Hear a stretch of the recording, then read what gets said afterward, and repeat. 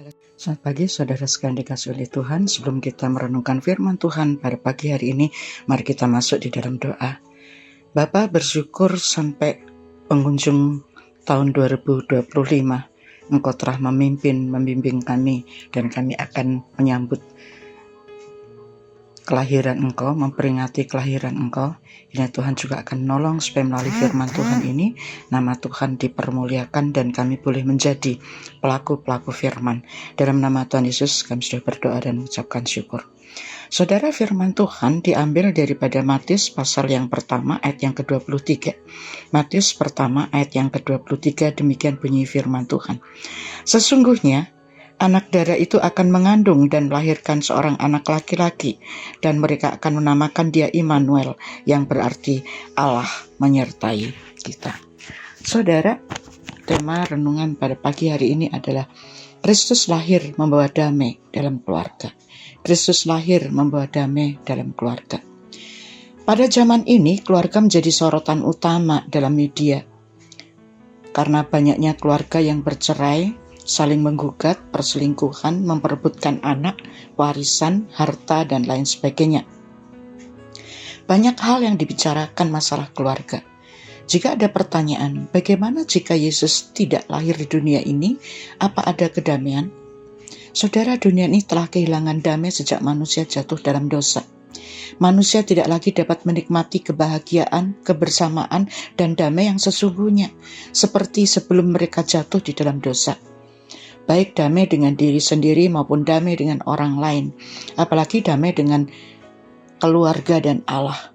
Setelah manusia jatuh dalam dosa, Adam tidak lagi dapat berdamai dengan baik dengan Allah maupun dengan istrinya. Karena dosalah yang telah menjadi penghalang atau jurang pemisah bagi kedamaian mereka. Adam menyalahkan Allah dengan menempatkan istri di sisinya. Karena itu ia berkata, perempuan yang kau letakkan di sampingku yang membuat aku jatuh dalam dosa. Dan perempuan itu berkata, ularlah yang menjadi penyebab semua itu, sehingga mereka melanggar perintah Allah. Saudara, mereka tidak lagi bisa ada damai. Pasangan yang semula menjadi pendamping yang sepadan, sekarang tidak lagi dapat memenuhi semua keinginan, bahkan telah menjadi penyebab dari semua ketidakkebahagiaan dan ketidakdamaian dalam diri mereka. Iblis bekerja keras untuk dapat menghancurkan keluarga. Karena itu banyak kekerasan terjadi dalam keluarga. Keluarga sebagai lembaga yang dibuat Allah harus dijaga dan diperhatikan, jangan sampai iblis menghancurkannya. Jika keluarga hancur, gereja hancur, dan masyarakat juga hancur. Keluarga harus dijaga dengan hati-hati agar tidak mudah dihasut oleh iblis. Saudara, apakah sekarang ada damai yang sesungguhnya? Bagaimana bisa damai jika masalah begitu banyak? Bagaimana bisa damai kalau usaha tidak berjalan seperti yang diharapkan? Bagaimana bisa damai jika uang sekolah anak-anak belum terbayar? Bagaimana bisa damai jika hutang-hutang dan segala sesuatu belum terbayar, sementara tidak ada uang di dalam tangan kita? Saudara, berbagai alasan bisa membuat kita tidak ada damai. Semuanya itu disebabkan karena manusia telah jatuh dalam dosa dan telah kehilangan kemuliaan dan damai dari Allah. Hubungan manusia sudah rusak. Karena itu Allah yang sumber damai itu harus datang ke dalam dunia untuk mendamaikan dunia ini, baik dengan dirinya sendiri maupun dengan alam ini. Jika Yesus Kristus tidak hadir sebagai manusia, pasti tidak ada Yesus yang dikorbankan sebagai pengganti kita.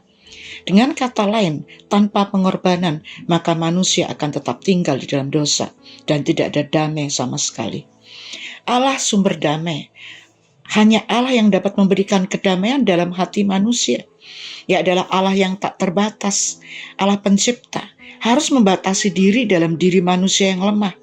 Allah yang maha tinggi harus merendahkan diri menjadi manusia yang hina, bahkan harus mati di atas kayu salib, supaya kita dapat diselamatkan, dapat dikembalikan status kita sebagai orang yang mulia, yaitu sebagai anak-anak Allah. Yohanes 1:12. Natal, Yesus lahir membawa damai, dan ia adalah Immanuel beserta dengan kita. Natal adalah kepastian bahwa Allah mengasihi manusia dan membawa makna baru, sebab kehadirannya dalam situasi kehidupan manusia dapat dirasakan oleh pimpinan Roh Kudus. Oleh karena itu penting sekali bahwa manusia membuka hati bagi Kristus, agar sumber damai itu yang memenuhi hati kita untuk mendapat keselamatan dan damai dari Allah. Kristus datang, tidak ada tempat, tidak ada yang dapat membuka hati. Tanpa membuka hati bagi Allah, tidak mungkin kita mendapatkan damai itu.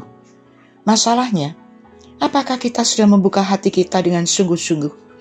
Bukankah dalam hidup kita tidak membuka hati bagi Allah, bahkan menjadikan Kristus sebagai pusat kehidupan kita? Saudara, mana lebih banyak dalam merayakan Natal ini? Siapa seharusnya yang menjadi fokus dalam Natal? Kristuskah? Kadokah? Perayaankah? Hadiahkah? Pernak-pernikkah? Makanan? Pakaian?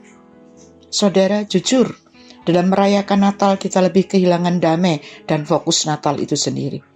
Seharusnya Kristuslah menjadi fokus, tetapi kehidupan kita banyak membuang waktu, tenaga, bahkan uang yang tidak sedikit untuk Natal. Tetapi Kristus sendiri entah nomor berapa dalam kegiatan kita.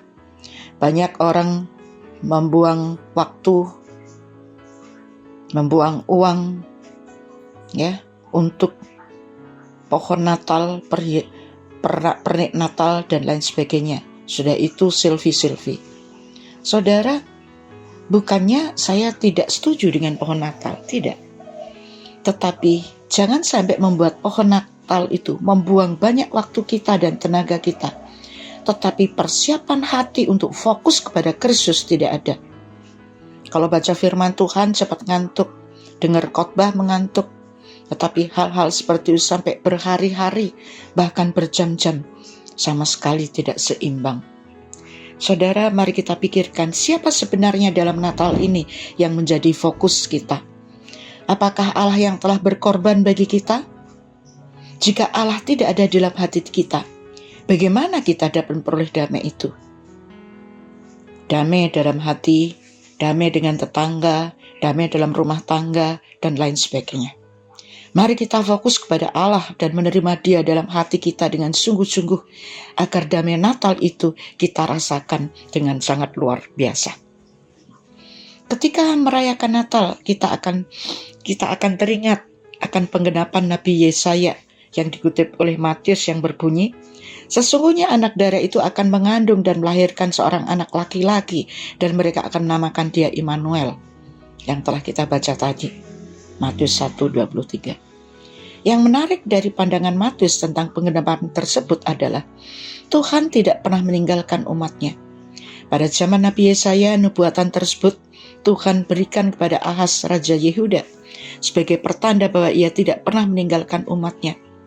Namun sekali lagi, jika kita memperhatikan kondisi sosial religius bangsa Yehuda dan sikap Raja Ahaz pada waktu itu, dalam 2 Raja-Raja 16 ayat pertama sampai 4, kita menemukan bahwa nubuatan tersebut sangat kontradiktif dengan kondisi keimaman bangsa Yehuda. Ironis, karena Allah yang begitu setia memiliki umat yang tidak setia.